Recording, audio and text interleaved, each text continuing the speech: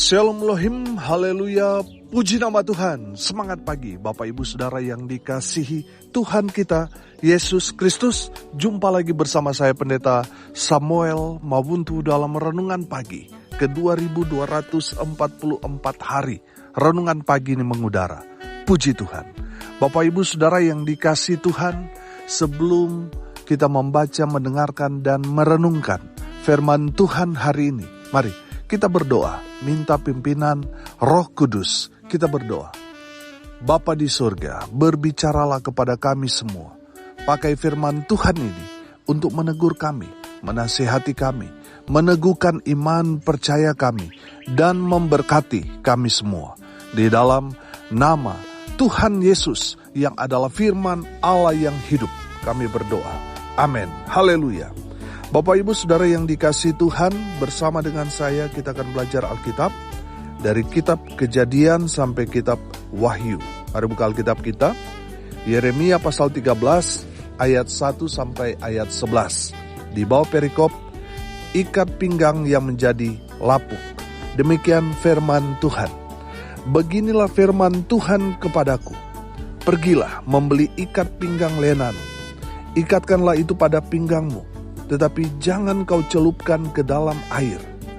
Maka aku membeli ikat pinggang seperti yang difirmankan Tuhan, lalu mengikatkannya pada pinggangku.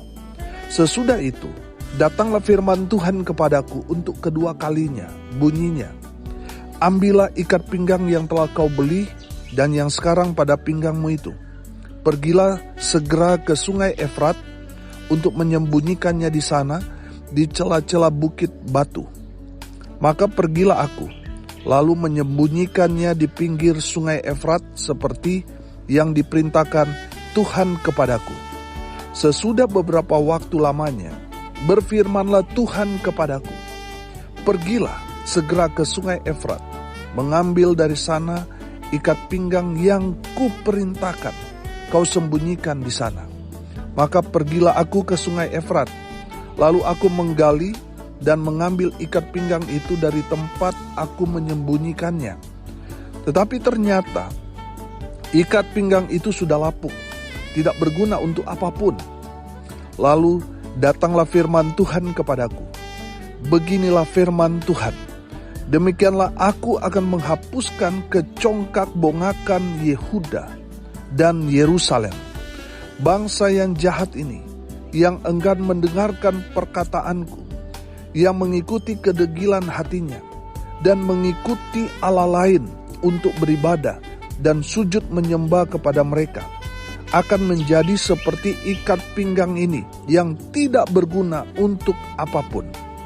Sebab seperti ikat pinggang melekat pada pinggang seseorang, demikianlah tadinya segenap kaum Israel dan segenap kaum Yehuda kulekatkan kepadaku. Demikianlah firman Tuhan, supaya mereka itu menjadi umat, menjadi ternama, terpuji, dan terhormat bagiku. Tetapi mereka itu tidak mau mendengar. Amin, firman Tuhan. Haleluya. Bapak Ibu Saudara yang dikasihi Tuhan, ikat pinggang dari lenan di zaman itu adalah barang yang mahal, barang yang mewah, termasuk bahan yang sangat-sangat terbaik yang dipakai oleh nabi atau imam atau orang-orang yang terpandang. Adapun tujuan dari penggunaan ikat pinggang lenan itu adalah supaya dapat menarik jubah, supaya pemakai jubah itu lebih mudah berjalan dan bekerja. Dan fungsi utama daripada ikat pinggang lenan itu supaya pakaian yang digunakan itu tidak kedodoran. Kalau dalam konteks kita, ikat pinggang. Kalau celana kita longgar, kita tidak memakai ikat pinggang, apa yang terjadi? Celana kita melorot, yang menggunakannya akan malu, betul? Saudara yang dikasihi Tuhan, saya menangkap pesan ini begini. Yehuda ini adalah ikat pinggangnya Tuhan. Dan kita belajar dari firman Tuhan ini, ikat pinggang lenan ini rapuh, lapuk. Sehingga Yang dipermalukan siapa? Penggunanya. Yang dipermalukan adalah Tuhan. Karena kehidupan orang-orang Yehuda yang tidak takut Tuhan mempermalukan Tuhan. Bapak Ibu dengar ini baik-baik. Kalau hidup kita jadi batu sandungan bagi orang, tidak jadi berkat, yang malu itu bukan saudara, tapi Tuhan. Saudara mengaku-ngaku anak Tuhan, tapi kelakuan saudara masih hidup kompromi dengan dosa. Dosa jalan terus, padahal saudara aktif sekali ke gereja, sudah terlibat dalam pelayanan, tapi masih berbuat dosa. Yang malu siapa? Tuhan. Orang di luar sana melihat, itu orang munafik Pak Pendeta. Rajin aja ke gereja tapi dosa, judi, selingkuh masih dia lakukan setiap hari. Saudara, yang malu bukan saudara, tapi Tuhan. Makanya tidak heran kalau Tuhan itu menghukum Yehuda. Karena apa? Perbuatan mereka mempermalukan Tuhan. Saudara, pertanyaannya, kenapa Tuhan menghukum Yehuda? Karena mereka yang pertama tidak mau mendengarkan suara Tuhan. Sudah perhatikan ayat 10. Bangsa yang jahat ini, yang enggan mendengarkan perkataan-perkataanku. Bapak Ibu Saudara dengar ini baik-baik. Kalau saudara tidak mau dihukum, dengarkan firman Tuhan. Amin. Saudara yang merasa, saya kena hukum dari Tuhan, saudara harus introspeksi diri. Kenapa itu terjadi? Karena saudara tidak mau mendengarkan firman Tuhan. Saudara mungkin berkata, saya tidak mendengar suara Tuhan. Saudara, dengar ini baik-baik. Di saat saudara baca firman Tuhan, di saat itulah Tuhan berbicara kepada kita. Saudara harus dengar. Di saat hamba Tuhan menyampaikan firman Tuhan, berkhotbah di dalam gereja, di dalam pelayanan, saudara harus dengarkan itu. Itulah suara Tuhan. Itulah momen atau saat seperti itu Tuhan berbicara kepada kita. Tapi seringkali kita tidak mau mendengar. Kalau bicara berkat kita, semangat bilang amin. Tapi kalau sudah disinggung-singgung dosa, sudah bicara tentang pertobatan, kita semua menutup telinga kita. Saudara yang dikasihi Tuhan, Yehuda, Yerusalem dihukum Tuhan. Karena apa? Karena mereka tidak mau mendengarkan firman Tuhan. Kita sudah sempat singgung beberapa hari yang lalu tentang kunci berkat, saudara. Kalau kita belajar dari Ulangan pasal 28, kalau kita mau diberkati Tuhan, kita harus mendengarkan firman Tuhan, mendengarkan suara Tuhan. Amin. Bukan hanya di saat bicara tentang berkat-berkat kita terima, tapi kalau kita ditegur juga kita harus terima dengan meresponnya, dengan bertobat. Amin. Bapak Ibu Saudara yang dikasihi Tuhan, apapun yang disampaikan Tuhan melalui pembacaan kita, melalui firman yang disampaikan oleh hamba Tuhan, kita harus dengarkan yang berbicara. Karena yang berbicara itu atas nama Tuhan. Amin. Itulah cara Tuhan berbicara kepada kita. Dan kita yang punya telinga harus mendengar lalu melakukannya. Amin. Apa kata firman Tuhan kepada kita? Mengampuni, ya kita harus mengampuni. Kita harus memberkati, ya kita harus memberkati. Saudara, apa yang kita dengarkan dari Tuhan, Tuhan mau kita lakukan, kerjakan di dalam kehidupan kita. Amin. Kalau kita tidak mengerjakan apa yang Tuhan sudah sampaikan kepada kita, itu menandakan kita tidak mendengarkan. Saudara, banyak orang mendengar tapi tidak melakukannya. Artinya apa? Sama saja dia tidak dengar suara Tuhan itu. Karena dia tidak mengeksekusi. Dia tidak melakukan firman Tuhan itu. Sama artinya dia tidak mendengarkan Tuhan berbicara kepada dia. Bapak Ibu Saudara yang dikasihi Tuhan, dalam kebenaran firman Tuhan ini kita belajar. Kenapa Tuhan menghukum Yehuda? Karena Yehuda tidak mau mendengarkan suara Tuhan Allah Israel. Yang kedua, kenapa Tuhan menghukum Yehuda Yerusalem? Karena Yehuda mengeraskan hati. Dalam kebenaran firman Tuhan ini ditulis kedegilan hati. Saudara perhatikan di dalam firman Tuhan di ayat 10. Di sana dikatakan yang mengikuti kedegilan hatinya. Saudara yang dikasihi Tuhan, apa arti kedegilan hati? Artinya mengeraskan hati. Saudara, banyak orang mengeraskan hati. Ciri-cirinya apa? Tidak mau ditegur. Di saat ditegur tersinggung, marah, ngambek, gak gereja lagi. Itu artinya orang yang keras hati. Di saat tidak gereja, hamba Tuhan mengunjungi, mendoakan, dan dia sudah bilang, oke Pak Pendeta, saya nanti ikut beribadah, tapi ternyata dia tidak datang. Itu artinya dia keras hati. Bapak Ibu Saudara, ada berapa banyak orang yang keras hati, apalagi kalau mereka secara finansial mereka berlimpah, kaya, wah itu paling sulit ditegur. Saudara yang dikasihi Tuhan, saudara mendengarkan firman Tuhan ini, mau orang kaya, kayak mau orang miskin, mau orang yang punya jabatan, pangkat tinggi atau orang rendahan, dengarkan ini. Jangan keraskan hatimu.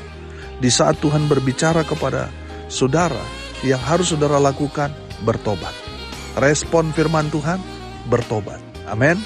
Jangan keraskan hatimu. Kalau saudara keras, saudara akan dihancurkan. Saudara akan diremukkan. Sama seperti dengan orang yang membuat bejana. Dia mengambil tanah. Tadinya tanah itu masih keras. Dicampur air, dipukul-pukul, diinjak-injak sampai dia lembut. Kalau sudah lembut baru bisa dibentuk, saudara. Selama saudara masih keras, saudara akan dipukul-pukul, diinjak, diputar-putar, sampai saudara lembut hati, baru saudara dibentuk oleh Tuhan. Selama saudara masih keras hati, Tuhan tidak akan membentuk saudara. Tuhan akan proses saudara, pukul-pukul, injak-injak, putar-putar, sampai saudara lembut. Makanya saudara jangan keraskan hatimu. Di saat saudara ditegur oleh firman Tuhan, bertobat. Amin. Orang yang mengeraskan hati adalah orang yang tidak mau diproses. Saudara, hidup ini proses. Tuhan tidak serta-merta membawa Israel langsung sampai ke tanah perjanjian. Tidak, ada proses. Sampai ke pada tujuan itu tidak instan. Ada proses. Amin. Banyak orang kan mau cepat kaya, akhirnya apa? Korupsi, akhirnya mencuri dan sebagainya. Berakhir apa? Di penjara. Saudara yang dikasihi Tuhan, kalau saudara mau sukses, mau diberkati Tuhan, lewat proses Tuhan itu. Amin. Alami proses Tuhan. Haleluya. Saudara, orang yang mengeraskan hati, tandanya apa? Tidak mau diatur.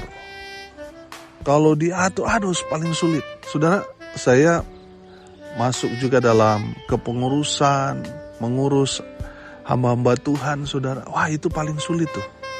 Tapi saya rasa aneh, saudara. Kalau hamba Tuhan itu kalau mengurus jemaatnya, dia mau jemaatnya taat. Tapi bagian hamba-hamba Tuhannya yang diurus, saudara, waduh, paling susah diatur. Ini menjadi dilema, saudara. Makanya saya melihat ada dulu di belakang rumah saya sawah, ada yang angon bebek atau gembala bebek. Saudara, gembala bebek itu dia hanya pegang bambu yang di ujungnya itu ada plastik, ya, ada plastik warna-warni, ada yang merah, kadang ada juga yang putih. Nah, bebek-bebek itu kalau sudah melihat ya gembalanya sudah pegang bambu itu, dalam berjalan, bebek-bebek itu tanpa diperintah mereka akan ikut gembalanya. Mereka melihat ya tongkat komando dari gembalanya. Gampang sekali diatur, tapi kalau pendeta-pendeta susah diatur. Tapi saya percaya pendengar yang hamba Tuhan pendeta tidak seperti itu. Pasti mudah diatur. Amin. Haleluya. Tapi saudara, banyak sekali orang yang sulit sekali diatur. Sudah mau dibuat bagus, tapi masih keras hati. Tapi saya percaya pendengar tidak ada seperti itu. Amin. Orang yang mengeraskan hati apa? Tidak mau berubah. Tandanya tidak mau bertobat. Sampai sudah berbusa-busa pendeta berbicara tentang pertobatan, dia angin lalu saja. Itu tanda orang yang keras hati. Saudara yang dikasihi Tuhan, jangan keraskan hatimu. Kenapa? Karena kita belajar dari perjalanan Yehuda. Saudara, Yehuda, Yerusalem dihukum Tuhan. Kenapa? Karena mereka mengeraskan hati. Jadi kalau saudara mendengarkan firman Tuhan ini, jangan keraskan hatimu.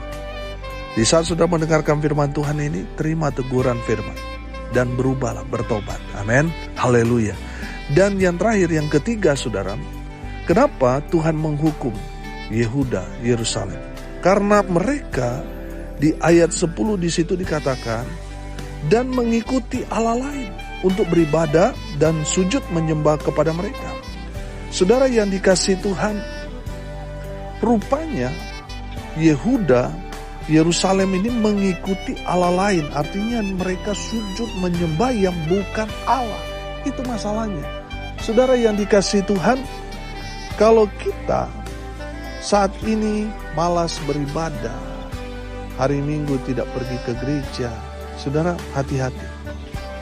Berarti saudara sudah menyembah Allah lain. Seharusnya umat Tuhan di saat hari ibadah di hari Minggu, saudara ada di rumah Tuhan. Untuk apa? Memuji menyembah Tuhan. Kalau kita tidak datang memuji menyembah Tuhan, berarti kita sudah menyembah yang bukan Tuhan. Walaupun kita mungkin Kristen, tapi kita tidak ada di rumah Tuhan, itu artinya kita menyembah yang bukan Tuhan.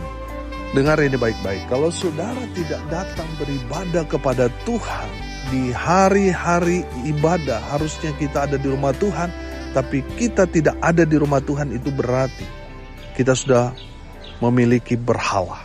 Kita sudah menyembah yang bukan Tuhan. Bisa saja karena pekerjaan, akhirnya kita tidak beribadah, tidak pergi ke gereja. Saya mau bilang pekerjaan saudara sudah jadi berhala. Saudara, banyak orang Kristen saat ini saudara menjauh dari Tuhan. Mereka menjadi pengikut mamon. Yang mereka kejar adalah harta dunia. Padahal mereka tahu bahwa berkat itu kan dari Tuhan. Saudara yang dikasihi Tuhan, kalau kita belajar saudara dari perjalanan bangsa Israel, Tuhan menghukum bangsa Israel karena mereka tidak beribadah kepada Tuhan.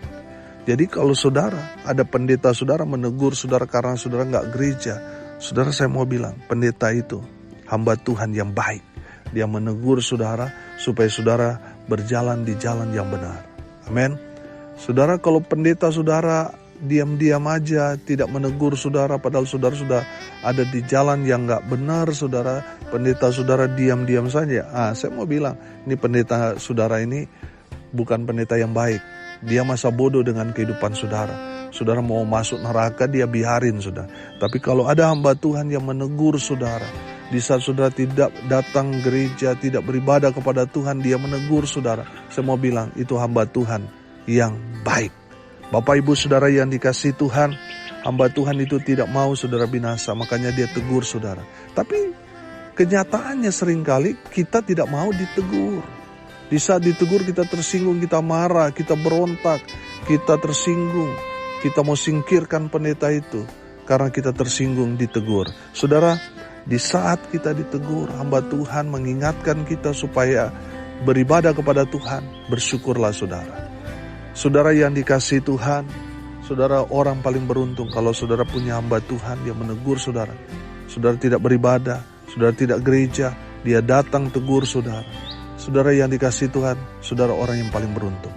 Karena saudara punya hamba Tuhan yang baik. Haleluya. Bapak ibu saudara yang dikasihi Tuhan, kalau ikat pinggangnya lapuk, itu kan mempermalukan yang menggunakannya. Itu masalahnya. Padahal di ayatnya yang terakhir saudara, tujuan Tuhan kepada umat Tuhan, Yehuda, ayat 11, perhatikan. Sebab seperti ikat pinggang melekat pada pinggang seseorang, demikianlah tadinya segenap kaum Israel dan segenap kaum Yehuda. Kulekatkan kepadaku. Demikianlah firman Tuhan. Supaya apa? Supaya mereka itu menjadi umat, menjadi ternama, terpuji, dan terhormat bagiku. Tetapi mereka itu tidak mau mendengar. Saudara yang dikasihi Tuhan, dengar ini baik-baik. Tuhan punya rencana yang luar biasa dalam hidup saudara dan saya. Tujuan Tuhan supaya kita dekat dengan Tuhan, melekat erat dengan Tuhan, supaya kita menjadi umat Tuhan, menjadi ternama, terpuji, dan terhormat. Tapi sayang, kita seringkali mengeraskan hati kita. Kita tidak mau mendengarkan teguran, kita malah berontak. Kita tidak mau mendengarkan suara Tuhan, dan kita lebih memilih mengikuti Allah lain. Itu menjadi masalah. Bapak Ibu Saudara yang dikasihi Tuhan, mari kita sekarang bertobat. Jangan mengeraskan hati. Mari kita mau menerima semua teguran, mendengarkan suara Tuhan, dan beribadah kepada Tuhan Allah yang benar, yaitu di dalam Kristus Yesus Tuhan kita. Amin. Mari kita berdoa. Terima kasih Bapa di surga sudah mau melawat kami semua dengan kebenaran firman-Mu. Berkati semua pendengar dimanapun mereka berada. Tuhan memberkati hidup mereka, rumah tangga mereka diberkati. Usaha, pekerjaan, pelayanan mereka dibuat beruntung, berhasil dalam segala hal. Kalaupun ada yang sakit, Tuhan pulihkan, sembuhkan oleh bilur-bilur darah Yesus Kristus Tuhan. Tuhan pulihkan, Tuhan sembuhkan, Tuhan Yesus berkati. Hamba berdoa di dalam nama Tuhan Yesus. Hibur mereka yang berduka cita, dan berkati mereka yang hari ini berulang tahun. Khusus untuk hari ini, orang tua terkasih kami, Oma Mami yang berulang tahun, yang ke-76. Tuhan memberkati Mami dalam masa tua, beri kesehatan, kekuatan. Berkati bersama dengan Papa, Opa, Papa yang ada di Manado. Tuhan jaga, Tuhan lindungi, Tuhan pelihara, Tuhan Yesus berkati. Hamba berdoa, biarlah terus Tuhan memberikan umur panjang, kesehatan, kekuatan dari Tuhan, menyertai selalu orang tua kami terkasih. Hamba berdoa biarlah berkat Tuhan turun memenuhi semua pendengar. Bapak Ibu Saudara yang dikasihi Tuhan, arahkanlah hatimu kepada Tuhan dan terimalah berkat dari Tuhan Yesus. Tuhan memberkati engkau dan melindungi engkau. Tuhan menyinari engkau dengan wajah-Nya dan memberi engkau kasih karunia. Tuhan menghadapkan wajah-Nya kepadamu dan memberi engkau damai sejahtera. Di dalam nama Tuhan Yesus, sumber segala berkat. Bapak Ibu Saudara yang percaya, diberkati Tuhan, katakan amin. Puji Tuhan. Bapak Ibu Saudara yang dikasihi Tuhan, kalau saudara merasa diberkati melalui renungan pagi ini, bagikan juga kepada saudara-saudara yang lain, supaya mereka juga diberkati. Karena untuk itulah kita dipanggil, untuk jadi berkat. Salam kasih dari Lewa, Sumba Timur, NTT. Saya Pendeta Samuel Mabuntu. Sampai jumpa besok pagi. Tuhan Yesus memberkati kita semua. Haleluya.